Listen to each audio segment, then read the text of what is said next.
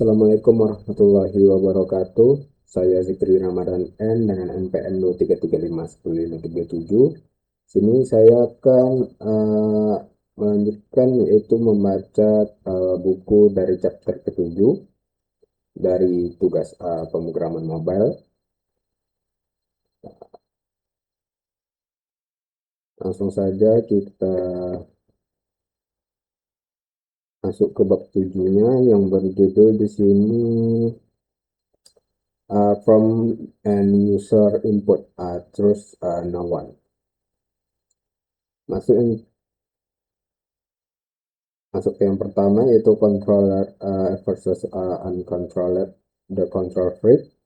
Dalam ekosistem React, menangani input teks ibarat menjalin hubungan asmara. Kamu bisa menjadi pasangan yang posesif atau controller, atau pasangan yang cuek dan membebaskan atau uncontrolled. Pendekatan controller komponen adalah standar emas di React, di mana setiap ketukan keyboard pengguna dikendalikan sepenuhnya oleh state aplikasi. Bayangkan sebuah input teks yang bisu, ia tidak bisa menampilkan huruf A yang baru saja kamu ketik kecuali React secara eksplisit menyuruhnya menampilkan huruf tersebut lewat props value. Dalam skenario ini, React bertindak sebagai manajer mikro atau micromanager yang memegang satu sumber kebenaran, single source of truth. Data input tidak hidup di dalam DOM atau sistem operasi natif, melainkan hidup di dalam state memory JavaScript kita. Mekanisme ini menciptakan siklus umpan balik yang sangat ketat dan terprediksi. Pengguna mengetik, event on change text terpanggil, fungsi set state dijalankan, kemudian komponen melakukan render dengan nilai baru, dan input menampilkan nilai tersebut. Meskipun terdengar berputar-putar dan boros energi untuk sekedar menampilkan satu huruf, pendekatan ini memberikan kendali absolut. Kamu bisa dengan mudah mengubah input menjadi huruf besar semua saat pengguna mengetik, atau memblokir karakter tersebut, seperti simbol aneh, agar tidak pernah muncul di layar. Validasi instan seperti mengecek aplikasi username, seperti mengecek apakah username sudah terpakai saat pengguna masih mengetik, menjadi sangat mudah dilakukan karena data selalu tersedia di setiap detik. Di sisi lain, kita memiliki pendekatan uncontrolled component yang lebih mirip dengan hubungan Wild West atau gaya cowboy. Di sini kita membiarkan sistem operasi atau natif menangani penyimpanan data input tersebut, dan kita hanya menengok nilainya saat benar-benar dibutuhkan. Biasanya saat tombol submit ditekan, kita menggunakan ref atau use ref untuk membuat jembatan ke elemen input natif dan menarik nilainya secara manual. Pendekatan ini jauh lebih hemat performa karena tidak mencuri render setiap kali pengguna mengetik satu karakter. Jika kamu memiliki formulir raksasa dengan 50 kolom isian, menggunakan uncontrolled komponen akan membuat aplikasi terasa jauh lebih ringan dan responsif karena UI thread tidak dibombardir dengan siklus render yang konstan. Namun, di dunia React Native, pendekatan uncontrolled seringkali dianggap sebagai warga kelas 2 dan kurang disarankan untuk mayoritas kasus penggunaan umum. Alasannya adalah hilangnya sinkronisasi instan antara apa yang dilihat pengguna dan apa yang diketahui oleh logika aplikasi. Jika kamu ingin menonaktifkan tombol submit secara otomatis, ketika panjang password kurang dari 8 karakter, kamu akan kesulitan melakukannya dengan uncontrolled komponen karena aplikasimu tidak sadar akan perubahan panjang karakter secara real time. Kamu harus menambahkan event listener manual yang pada akhirnya membuat kode menjadi lebih rumit daripada sekadar menggunakan step biasa. Selain itu, fitur canggih seperti masking input, misalnya format otomatis nomor telepon plus 62, hampir mustahil dilakukan dengan mulus tanpa kendali penuh dari controller komponen. Perbedaan antara kedua sering kali bermuara pada kompromi antara forma dan fungsional. Fitur untuk formulir login sederhana atau pencarian, controller komponen adalah pilihan yang paling aman, mudah didebug dan React banget. Tetapi untuk formulir data entry yang sangat masif dan kompleks, atau jika kamu mengalami masalah performa atau lag saat mengetik di perangkat low end, beralih ke uncontrolled sering kali dibungkus oleh pustaka seperti React Hook Frog adalah solusi cerdas. Kunci utamanya adalah memahami biaya dari setiap ketukan keyboard. Jangan sampai aplikasi ini melakukan kalkulasi berat rumus fisika nuklir hanya karena pengguna mengetik satu huruf di kolom nama panggilan. Jempolannya meleleh selalu dengan kontrol komponen karena prediksibilitasnya yang tinggi membuat pengembangan lebih cepat dan minim bug. Anggap data input pengguna sebagai sesuatu yang liar dan berbahaya yang perlu dikurung dalam state agar bisa diawasi setiap saat. Hanya beralih ke uncontrolled jika profil kinerja menunjukkan adanya masalah render yang serius. Ingatlah mantra ini. Trust no one. Jangan percaya pada input yang disimpan oleh sistem natif di luar jangkauanmu. Tarik data itu masuk, validasi, dan kendalikan sepenuhnya di wilayah kekuasaanmu sendiri. Yang kedua, handling keyboard UX, the invisible enemy. Salah satu musuh terbesar dan sering terlupakan dalam pengembangan aplikasi mobile adalah keyboard virtual atau soft keyboard. Di layar desktop yang luas, keyboard fisik tidak pernah mengganggu tampilan layar, tetapi di mobile, keyboard virtual adalah monster yang memakan hampir 40% hingga 50% ruang layar saat muncul. Masalah klasik yang sering terjadi adalah the hidden submit button. Pengguna asyik mengisi formulir di bagian bawah layar, keyboard muncul dan tiba-tiba tombol daftar tertutup total oleh keyboard tersebut. Pengguna yang bingung akan mencoba menutup keyboard yang terkadang tombol dismiss-nya tersembunyi, atau lebih parah, mereka mengira aplikasi macet dan akhirnya keluar. Ini adalah cacat di UX fatal yang bisa membunuh konversi aplikasimu dalam sekejap. Untuk mengatasi invasi ruang layar ini, React Native menyediakan perisai bawaan bernama Keyboard Avoiding View. Komponen ini bertugas secara otomatis menyesuaikan posisi konten di dalamnya, baik dengan mendorongnya ke atas padding atau mengubah tingginya height agar tidak tertutup oleh keyboard yang sedang naik. Konsepnya sederhana. Ketika keyboard memberi sinyal saya mau muncul setinggi 300 pixel, komponen ini akan beraksi oke. Saya akan geser konten ini naik 300 pixel juga. Tanpa komponen ini, input teks yang berada di bagian bawah layar akan terkubur hidup-hidup di bawah keyboard, menciptakan pengalaman mengetik buta yang sangat menyebalkan. Namun, implementasi keyboard avoiding view tidak semulus teori di atas kertas karena fragmentasi antara iOS dan Android. Properti behavior adalah sumber kebingungan utama. Di iOS, kita seringkali harus menggunakan behavior padding. Sementara di Android, kadang behavior height atau bahkan tidak perlu properti apapun karena Android memiliki manajemen Windows Soft Input mode sendiri di level OS. Kamu akan sering mendapati situasi di mana layout terlihat sempurna di iPhone, tapi di Android kontennya malah terdorong terlalu tinggi hingga keluar layar, atau sebaliknya. Melakukan pengujian di kedua platform secara fisik adalah satu-satunya cara untuk memastikan keyboard tidak merusak tatanan UI yang sudah kamu desain dengan indah. Tantangan berikutnya adalah interaksi antara keyboard dan komponen scroll view. Jika formulirmu panjang dan bisa digilir, kamu harus memastikan bahwa input yang sedang aktif atau focus input selalu terlihat di layar. Untungnya, scroll view di React Native memiliki fitur cerdas yang bisa melakukan auto scroll ke input yang sedang diketik.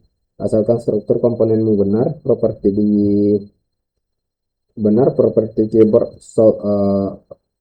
versus steps juga sangat krusial. Pernahkah kamu mencoba menekan tombol submit, tapi keyboard malah menutup dulu dan tombolnya tidak terpencet? Itu karena secara default, tab di luar input akan menutup keyboard dan membatalkan aksi tab tersebut. Mengatur properti ini ke handle atau always memastikan bahwa tab pengguna pada tombol tetap dieksekusi meskipun keyboard sedang terbuka. Masalah UX lain yang sering diabaikan adalah bagaimana cara menutup keyboard atau dismissal dengan cara yang intuitif. Pengguna terbiasa mengatur area kosong di luar formulir untuk menutup keyboard, tetapi perilaku ini tidak terjadi secara otomatis di React Native. Kita harus membungkus layar kita dengan komponen thoughts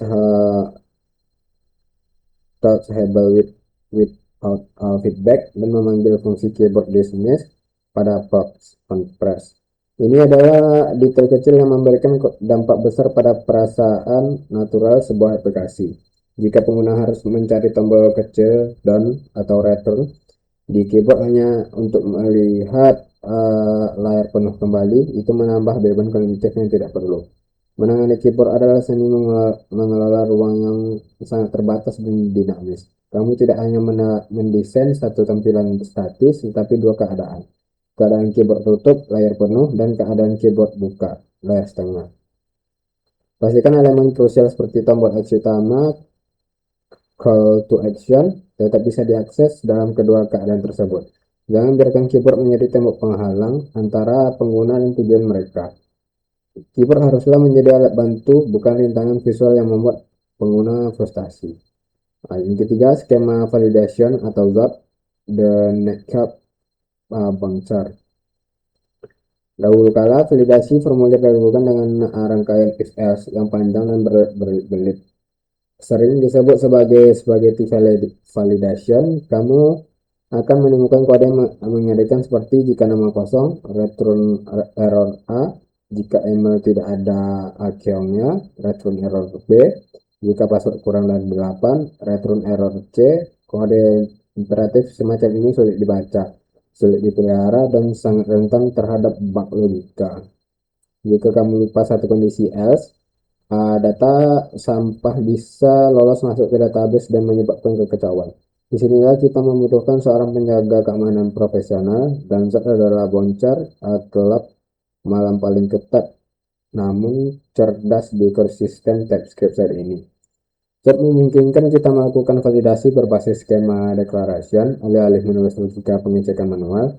Kita mendefinisikan bentuk data yang kita inginkan di awal. Kita bisa menulis const user skema sama dengan z object, name z string, min 3, email titik 2 z string 5. Ini seperti menulis aturan masuk klub malam di papan tulis. Harus pakai sepatu, umur minimal 21, dan bawa KTP. Zat akan membaca aturan ini dan secara otomatis menolak data apapun yang tidak memenuhi kriteria tersebut. Pendekatan deklaratif ini membuat kode validasi terbaca seperti bahasa manusia biasa, bukan bahasa mesin yang rumit. Kekuatan superset yang sesungguhnya muncul ketika dipadukan dengan TypeScript inference. Karena kita sudah mendefinisikan skema bentuk data secara rinci, Zot bisa secara otomatis menggenerate tipe data TypeScript untuk kita.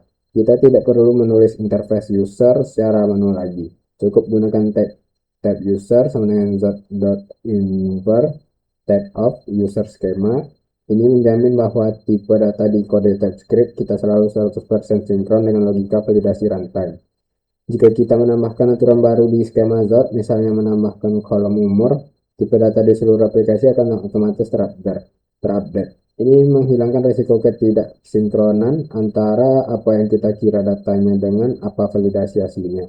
Zot juga sangat powerful dalam hal chaining rules atau aturan berantai. Kamu bisa menyusun validasi yang sangat spesifik dengan metode yang elegan seperti min, max, reg, get. Jika kamu butuh pesan error custom dalam bahasa Indonesia gaul, Zat memudahkannya. Ini message wajib diisi, bro. Fleksibilitas ini memungkinkan kita memberikan umpan balik yang sangat presisi kepada pengguna. Alih-alih hanya mengatakan data salah, kita bisa mengatakan password harus punya minimal satu huruf besar dan satu angka, membantu pengguna memperbaiki kesalahan mereka dengan cepat tanpa menebak-nebak. Selain validasi tipe data dasar, Zot juga sanggup menangani validasi relasional yang kompleks seperti di kolom konfirmasi password. Kita bisa menggunakan metode refine untuk mengecek apakah password sama dengan confirm password. Logika validasi lintas field semacam ini dulunya sangat merepotkan untuk ditulis secara manual. Tetapi dengan Zot, itu menjadi bagian natural dari definisi skema. Zot membungkus semua kerumitan logika perbandingan tersebut dalam satu blok kode yang bersih dan terisolasi. Menjaga komponen UI kita tetap fokus pada tugas menampilkan visual, bukan menghitung logika benar atau salah. Integrasi Z dalam alur kerja input data menciptakan lapisan keamanan pertama yang kokoh sebelum data menyentuh API dan atau backend. Filosofinya adalah fail fast. Jika data input sampah, tolak secepat mungkin di sesi klien atau HP pengguna. Jangan membuang kuota internet untuk mengirimnya ke server hanya untuk ditolak di sana. Dengan Zod, kita bisa tidur nyenyak mengetahui bahwa hanya data yang benar-benar bersih, steril, dan sesuai format yang diizinkan masuk ke dalam logika bisnis aplikasi kita. Ini adalah bentuk pertahanan terbaik melawan trust issue data input.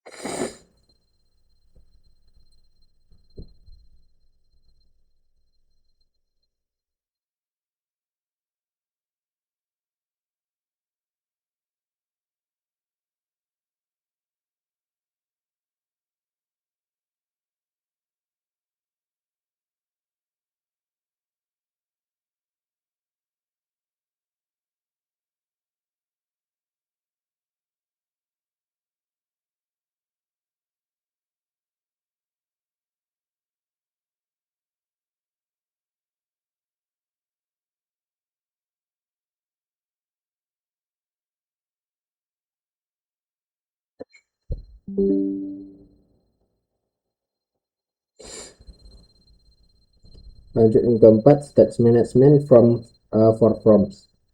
The orchestra conductor, pengelola step formulir dengan use step biasa mungkin cukup untuk formulir login dengan 2 kolom, tetapi akan menjadi bencana performa untuk formulir pendaftaran yang panjang. Ingat konsep kontrol komponen di mana setiap ketukan mencuri render. Jika formulir memiliki 20 kolom dan semuanya berada dalam satu komponen induk, mengetik satu huruf di kolom alamat akan memaksa 19 kolom lainnya untuk ikut di render ulang. Meskipun mereka tidak berubah, ini menyebabkan apa yang disebut render tracing, di mana HP pengguna menjadi panas dan jadikan keyboard terasa lag atau lambat muncul. Kita, kita membutuhkan solusi manajemen state yang lebih cerdas dan terisolasi. Solusi de facto industri saat ini adalah React Hook from atau RHF. Pustaka ini bekerja dengan filosofi yang unik. Ia menggunakan pendekatan uncontrolled atau ref di balik layar untuk performa, tetapi memberikan API yang terasa seperti controller untuk kemudahan penggunaan. RHF bertindak sebagai konduktor orkestra yang memastikan bahwa ketika satu instrumen atau input dimainkan, instrumen lain tidak perlu ikut bereaksi. Dengan RHF, mengetik di kolom nama hanya akan memicu perubahan pada komponen input nama itu sendiri. Sementara sisa formulir tetap diam dan tenang. Instalasi re-render ini adalah kunci untuk mencapai performa 60 fps pada formulir yang kompleks sekalipun. Dalam konteks React Native, RHF menyediakan komponen pembungkus khusus bernama controller. Karena komponen input di React Native tidak mengekspos ref HTML standar seperti di web, controller bertugas menjembatani logika RHF dengan komponen UI native. Pola penggunaannya melibatkan prop render yang memberikan fungsi onChange, onBlur, dan value. Kita cukup menyambungkan fungsi-fungsi ini ke props milik text input atau komponen custom kita. Meskipun sintaksnya terlihat sedikit lebih panjang daripada register di web, pola controller memberikan fleksibilitas total untuk menggunakan komponen UI dari pustaka pihak ketiga manapun seperti UI Kitten atau React Native Paper tanpa masalah kompatibilitas. Fitur pembunuh atau killer fitur dari RHF adalah integrasinya yang mulus dengan Zod Resolver. Kita bisa langsung menyambungkan skema Zod yang sudah kita buat di bagian sebelumnya ke dalam hook from use from. Ini menciptakan alur kerja yang sangat harmonis. RHF mengurus manajemen state dan event, sementara Zod mengurus logika validasi. Ketika pengguna menekan tombol submit, RHF akan secara otomatis menjalankan validasi Zod. Jika ada error, RHF akan membatalkan pengiriman data dan memberikan objek error. yang berisi pesan kesalahan spesifik untuk setiap kolom. Setiap siap untuk ditampilkan di UI, kita tidak perlu menulis satu baris pun logika if error secara manual. Thrive juga menyediakan objek from state yang sangat kaya informasi seperti is dirty, apakah formulir sudah diedit, is valid, apakah semua data benar, dan is submitting, apakah sedang loading.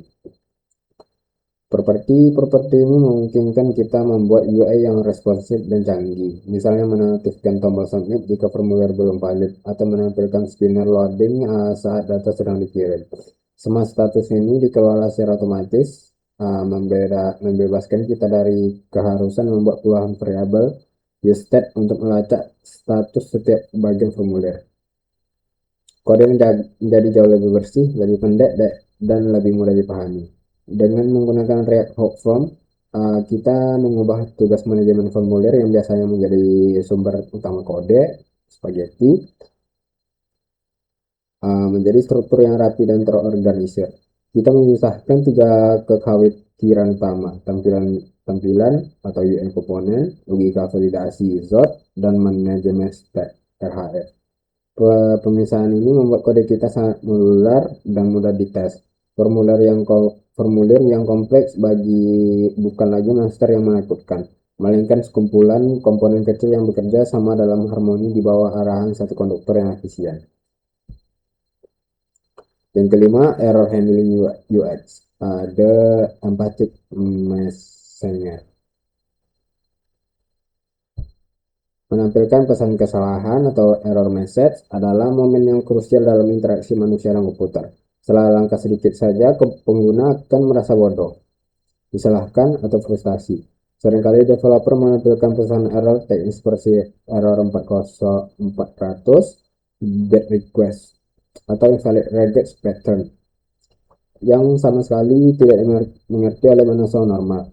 Tujuan utama dari error handling UX bukan sekedar memberi tahu bahwa ada yang salah, tetapi membimbing pengguna untuk memperbaikinya dengan cara yang sopan dan jelas.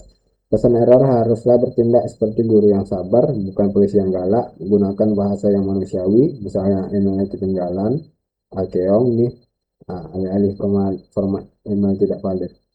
Waktu penampilan atau timing pesan error juga sangat menentukan tingkat frustasi pengguna.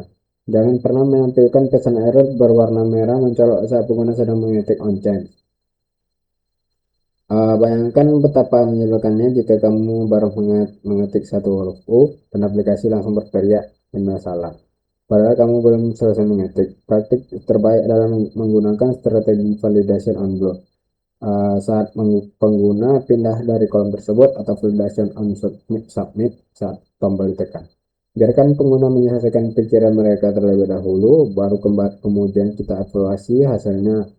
Koreksi instan hanya boleh dilakukan untuk hal positif, seperti indikator kekuatan password yang berubah dari merah ke hijau. Posisi penampilan atau placement pesan error juga harus kontekstual. Pesan error global yang muncul di bagian paling atas halaman, ada kesalahan di formulir ini, seringkali tidak efektif karena pengguna harus mencari-cari sendiri kolom mana yang salah. Solusi terbaik adalah inline error, yaitu teks merah kecil yang muncul tepat di bawah kolom input yang bermasalah. Ini mengurangi beban kognitif pengguna karena masalah dan penjelasan solusinya berada di satu titik pandang yang sama. Jika formulir sangat panjang, pastikan aplikasi melakukan auto scroll ke kolom error pertama saat tombol submit ditekan, sehingga pengguna tidak bingung kenapa tidak terjadi apa-apa. Selain teks, penggunaan isyarat visual atau visual quest sangat penting untuk aksesibilitas. Jangan hanya mengandalkan warna merah untuk menandakan error, karena pengguna buta warna mungkin tidak melihat perbedaannya. Gunakan kombinasi perubahan warna border menjadi merah, penambahan ikon tanda seru, dan teks penjelasan. Animasi getar atau shake animation pada input yang salah juga bisa menjadi sentuhan UX yang bagus. Meniru gestur kepala manusia yang mengelengkan tanda, bukan begitu. Semakin banyak indera yang kita libatkan atau visual, teks, gerak, semakin cepat pengguna menyadari dan memperbaiki kesalahan mereka. Penting juga untuk memberikan pesan sukses atau validasi positif atau success step jika pengguna berhasil membuat password yang rumit. Berikan tanda centang hijau atau pesan password kuat banget. Ini memberikan kepuasan psikologis, dopamine hit kecil yang memotivasi pengguna untuk melanjutkan proses. Interaksi formulir adalah percakapan dua arah, jangan hanya diam saat benar dan berteriak saat salah. Apresiasi usaha pengguna yang sudah meluangkan waktu mengisi data di layar HP yang kecil. Terakhir, hindari jalan buntu atau dead ends dalam pesan error. Jika terjadi kesalahan jaringan atau server saat submit, jangan hanya bilang gagal. Berikan tombol coba lagi atau retry atau saran tindakan selanjutnya. Pesan koneksi putus, coba cek wifi kamu ya. Jauh lebih membantu daripada network error. Error handling yang baik adalah jaring pengaman yang menangkap pengguna saat mereka jatuh, membantu mereka berdiri kembali dan menuntun mereka ke garis finish. Ingat, error adalah kesempatan untuk menunjukkan bahwa aplikasimu peduli dan siap membantu, bukan sekedar mesin ingin yang dingin yang kaku. Yang keenam, integrasi keislaman, the gatekeeper of truth. Dalam bab 7 ini, kita memegang prinsip trust no one. Kita belajar bahwa input dari pengguna tidak boleh diterima begitu saja, ia harus diperiksa, divalidasi, dan disaring agar tidak merusak sistem. Prinsip kehati-hatian dalam menerima data ini sangat selaras dengan ajaran Islam tentang menjaga kebenaran informasi. Yang pertama, validasi input dan konsep tabayun. Kita menggunakan zat atau logika validasi untuk memastikan data yang masuk adalah benar, aman, dan sesuai format. Kita menolak data sampah dalam Islam, sikap kritis terhadap informasi yang masuk disebut tabayun. Allah SWT memerintahkan kita untuk memvalidasi setiap berita sebelum mempercayainya. Hai orang-orang yang beriman, jika datang kepadamu orang fasik membawa suatu berita, maka periksalah dengan teliti, agar kamu tidak menimpakan suatu musibah kepada suatu kaum tanpa mengetahui keadaannya. Quran Surah Al-Hujurat ayat 6. Validasi form adalah bentuk tabayun digital. Sebagaimana kita mencegah SQL injection atau script berbahaya masuk ke database aplikasi, seorang muslim harus mencegah fitnah dan hoax masuk ke dalam hati dan pikirannya. Filterlah informasi sekitar zat, memfilter email. Yang kedua, controlled input dan malaikat pencatat. Dalam komponen controlled input, setiap ketukan tombol keystroke yang dilakukan pengguna langsung dicetak ke dalam stack.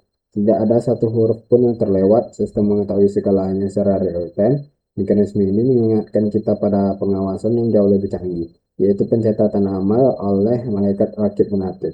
Tidak suatu ucapan yang diucapkannya, melainkan ada di dekatnya malaikat pengawas yang selalu hadir. Quran Surah Qaf ayat 18.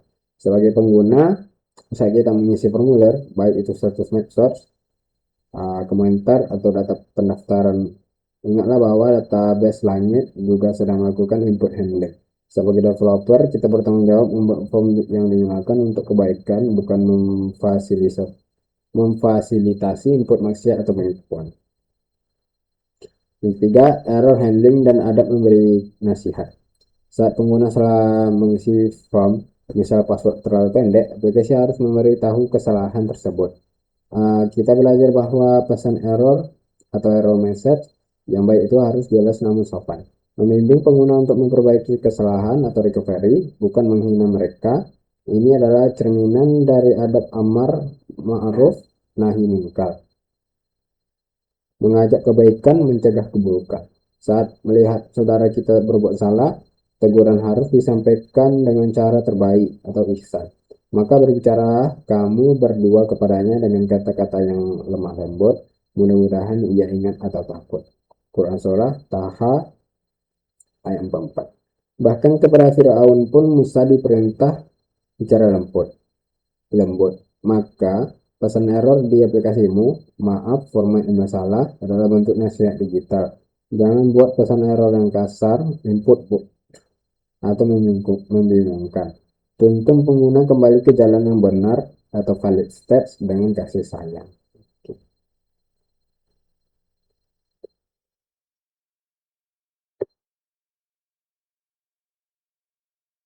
Oke, yang selanjutnya di sini saya akan mengerjakan tugas yang ada di chapter 7 tersebut. Nah, yang mana di sini ada beberapa soal.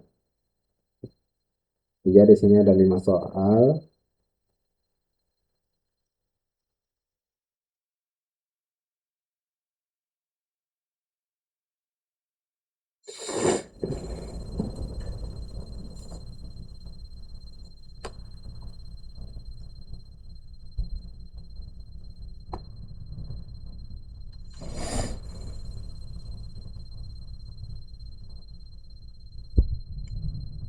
Eh, Masuk ke soal yang pertama yaitu mengapa prinsip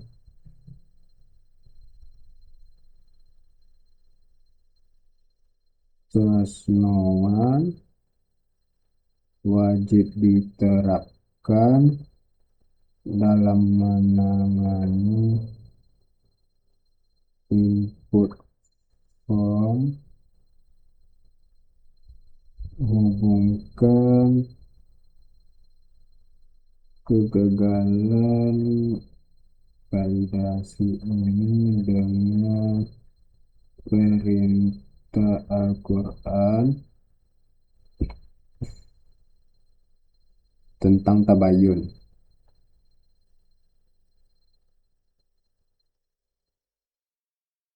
saat menerima berita. Apa akibat fatal jika kita menelan informasi mentah tanpa difilter?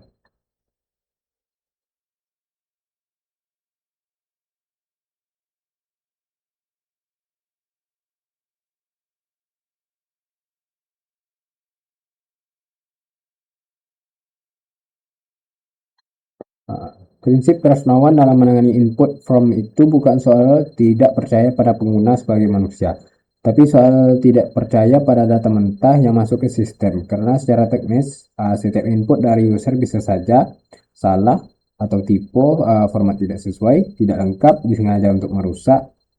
Kalau developer langsung menerima input tanpa validasi, sistem jadi rentan. Contoh sederhananya, user isi umur ABC, error atau crash, input email palsu sama dengan data tidak valid, dan input berbahaya bisa membobol database. Makanya harus ada validasi untuk cek format dan aturan. Kemudian sanitasi, membersihkan input berbahaya. Hubungan dengan konsep tabayun dalam Al-Quran, dalam Islam ada perintah yang sangat jelas tentang verifikasi informasi, yang yaitu dalam Quran surah Al-Hujurat ayat 6. Jika datang kepadamu orang fasik membawa suatu berita, maka telitilah.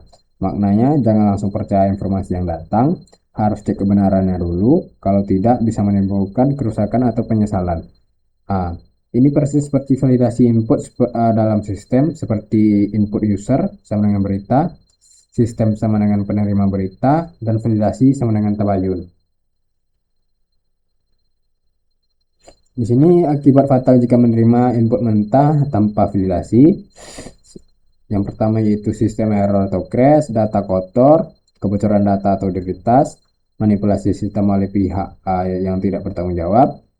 Kemudian secara konseptual atau sesuai ayat, yang pertama salah mengambil keputusan, menyebarkan informasi yang salah, merugikan orang lain, penyesalan di kemudian hari. Masuk ke saat kedua, soal kedua,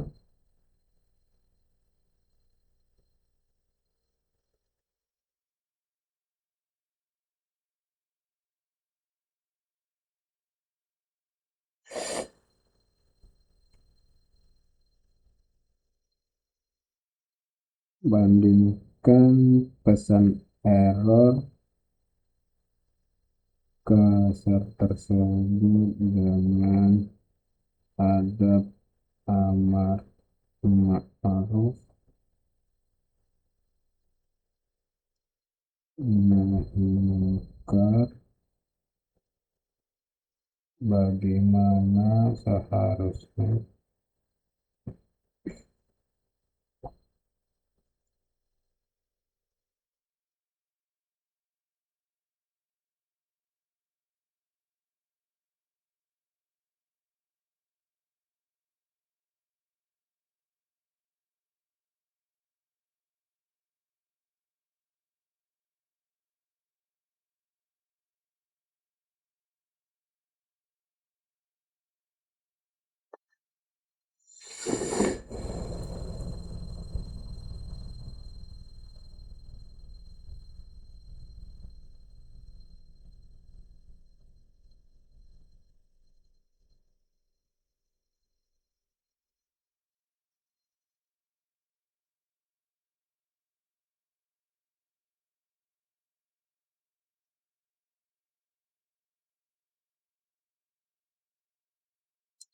Oke, jawabannya di sini itu kalau pesan error disampaikan dengan cara kasar, misalnya input salah, kamu nggak benar, itu memang menyampaikan fakta, tapi cara penyampaiannya merusak pengalaman pengguna. Orang jadi defensif, bingung, bahkan malas memperbaiki kesalahan. Padahal dalam Islam, menyampaikan kesalahan atau amar ma'ruf nahi munkar tidak cukup hanya benar isinya. Caranya juga harus benar. Teladan dari kisah Nabi Musa dan Fir'aun dalam Al-Quran bahkan bisa kita menghadapi sosok sekelas Fir'aun. Allah tetap memerintahkan Nabi Musa untuk berkata dengan lembut. Hal ini terdapat dalam Quran Surah Taha ayat 44. Maka berbicaralah kamu berdua kepadanya dengan kata-kata yang lemah lembut.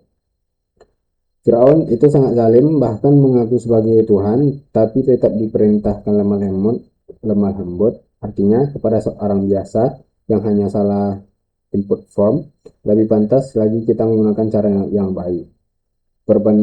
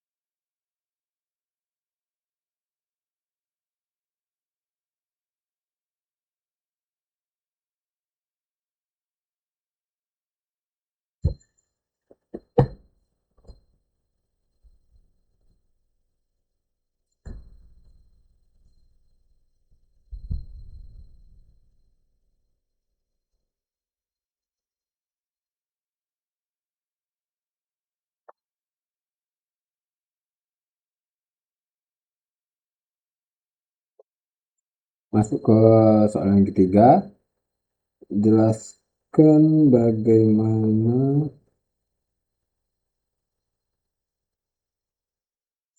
bereaksi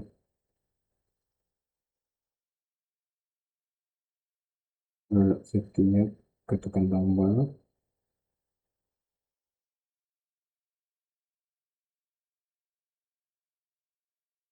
menjadikan mekanisme pencatatan berkarakter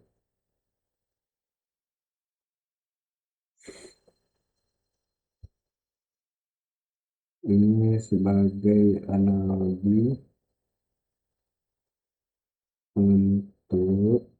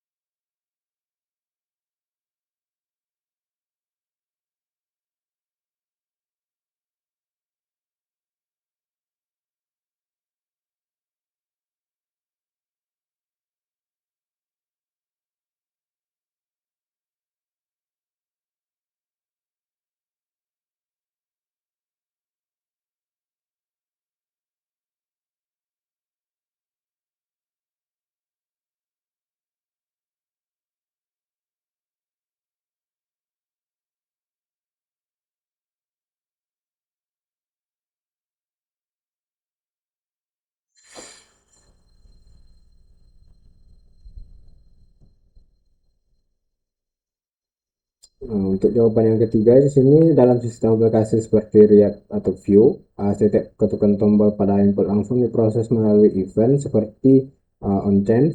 Setiap huruf yang diketik akan memperbarui state secara real time. Lalu UI ikut berubah, tidak ada proses menunggu hingga pengguna selesai mengetik, semua dicatat saat itu juga per karakter. Mekanisme ini dianalogikan dengan konsep malaikat pencatat amal, yaitu malaikat rokib dan malaikat atid. Dalam ajaran Islam, setiap ucapan manusia langsung dicetak tanpa tertunda sebagaimana dijelaskan dalam Quran surah Qaf ayat 18. Tidak ada satupun kata tidak ada satu kata pun yang diucapkan kecuali ada yang mencatatnya. Ini sangat mirip dengan bagaimana state dalam aplikasi merekam setiap perubahan input secara langsung. Jika kesadaran ini diterapkan dalam kehidupan, khususnya saat menulis komentar di media sosial, maka perilaku seseorang akan cenderung berubah. Orang yang sadar bahwa setiap kata yang ia tulis tercatat secara real time akan lebih berhati-hati, berpikir sebelum mengetik, dan menghindari kata-kata yang menyakiti orang lain. Sebaliknya, tanpa kesadaran tersebut, seorang cenderung menulis secara impulsif, kasar, atau tanpa pertimbangan. Untuk ke soal yang keempat,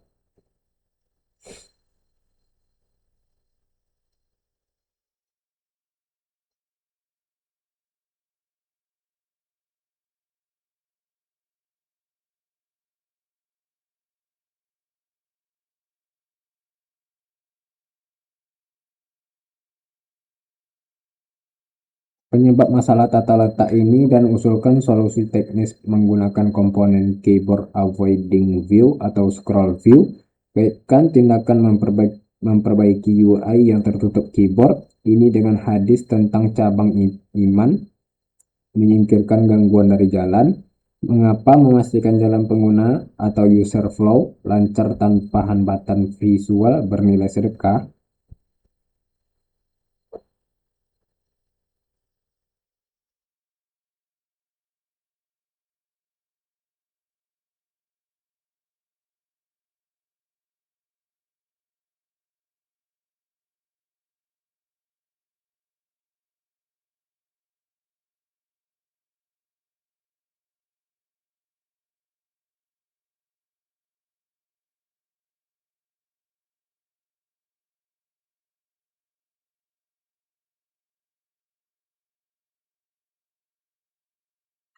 Masalah tata letak yang tertutup keyboard biasanya terjadi karena layout tidak dirancang untuk beradaptasi ketika ruang layar berubah. Saat keyboard muncul, tinggi layar efektif berkurang, tetapi jika komponen UI bersifat statis atau tidak responsif, maka elemen penting seperti input field atau tombol akan tertutup.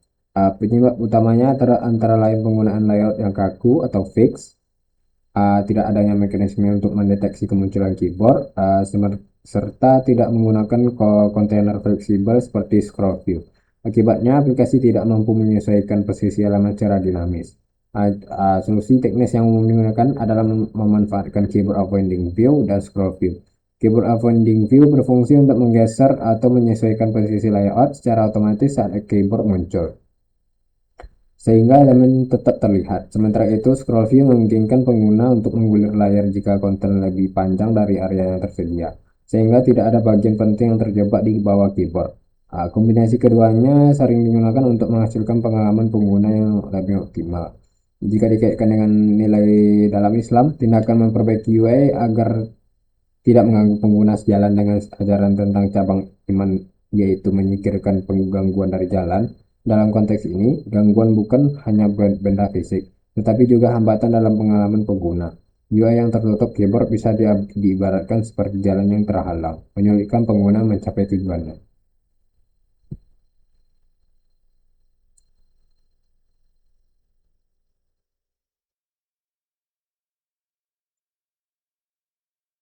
Oke, masuk ke pertanyaan yang kelima, yaitu mengapa menulis validasi manual yang rumit untuk kasus kompleks dianggap tidak efisien dan rentan kesalahan?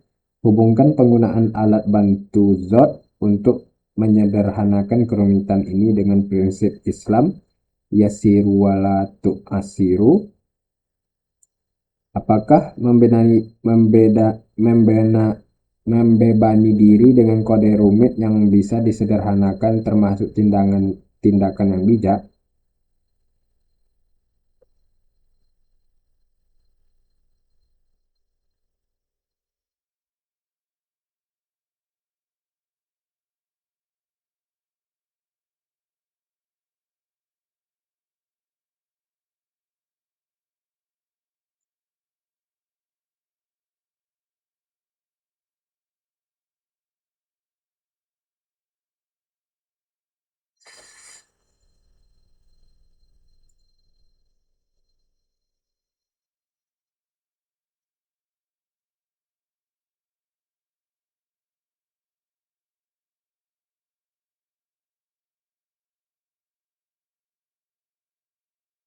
Jawabannya itu masalah laporan validasi manual yang rumit biasanya muncul karena aturan ditulis secara berulang, tidak terpusat, dan terlalu banyak percabangan logika. Akibatnya kode menjadi sulit dibaca, rawan kesalahan, dan memakan waktu lama untuk diperiksa atau diperbaiki.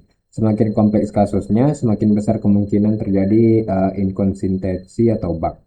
Penggunaan alat bantu seperti Z membantu menyederhanakan kerumitan ini dengan pendekatan yang lebih terstruktur. Validasi ditulis dalam bentuk skema yang jelas, terpusat, dan mudah dipahami. Dengan cara ini, developer tidak perlu lagi menulis banyak kondisi manual yang berulang. Selain itu, validasi menjadi lebih konsisten, mudah dirawat, dan mengurangi potensi kesalahan manusia. Jika dikaitkan dengan prinsip Islam, yasiru wala tu'asiru, permudah dan jangan mempersulit, maka penggunaan alat bantu seperti ini sejalan dengan nilai tersebut.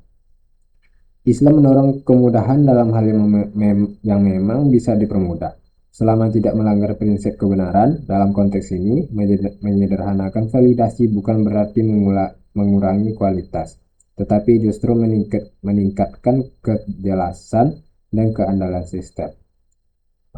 Baik, sudah selesai di sini 5 soal tersebut. Oke. Sekian dari saya. Mohon maaf jika ada salah kata. Assalamualaikum warahmatullahi wabarakatuh.